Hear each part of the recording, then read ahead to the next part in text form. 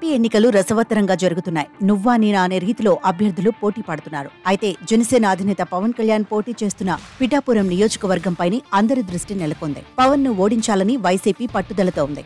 పిఠాపురంతో పాటు కాకినాడ పార్లమెంటు పరిధిలో జనసేన చేస్తున్న స్థానాల్లో వైసీపీ జెండా ఎగరేయాలని డిసైడ్ అయింది. ఇందుకోసం బలమైన అభ్యర్థులను బరిలోకి దింపింది. అంతేకాకుండా కాకినాడ ఎంపీ అభ్యర్థిగా ఆర్థిక అంగబలం ఉన్న చలమలశెట్టి సునీల్ ను పోటీలో దించింది. దీంతో తనతో పాటు పార్లమెంటు పరిధిలోని స్థానాలను దక్కించుకునేందుకు ప్రత్యేక కార్యాచరణతో ఆయన ముందుకు పోతున్నారు.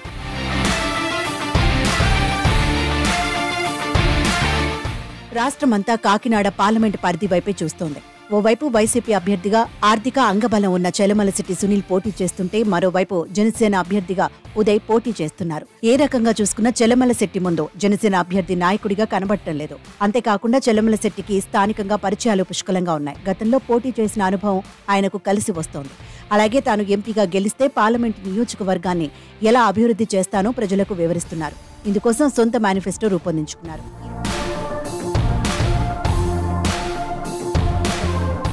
ఈ మేనిఫెస్టోను ప్రజల్లోకి బలంగా తీసుకెళ్తున్నారు. ముఖ్యంగా ఈ పార్లమెంటు పరిధిలోని పిఠాపురం నియోజకవర్గంపై ఆయన ప్రత్యేక దృష్టి పెట్టారు.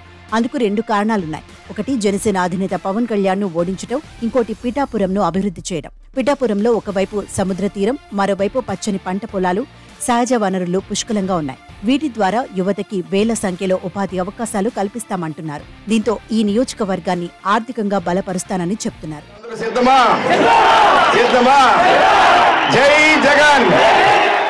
మొత్తంగా చూసుకుంటే పార్లమెంటు పరిధిలోని నియోజకవర్గాలను ఎలా అభివృద్ధి చేయాలనే దానిపై చలమలశెట్టి పక్కా వ్యూహంతో ముందుకు పోతున్నారు. ప్రజల్లో కూడా సునీల్ విజన్ పై అద్భుతమైన స్పందన వస్తుంది.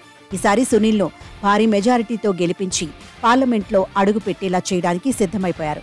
మరోవైపు సీఎం జగన్ అండదండలు కూడా ఈయనకు కలిసి వస్తున్నాయి. మొత్తానికి పోలింగ్ కు ముందే చలమలశెట్టి విజయం ఖాయమైందని నియోజకవర్గ ప్రజలు చెప్పడం వైసీపీ శ్రేణుల్లో ఫుల్ జోష్ నింపుతోంది.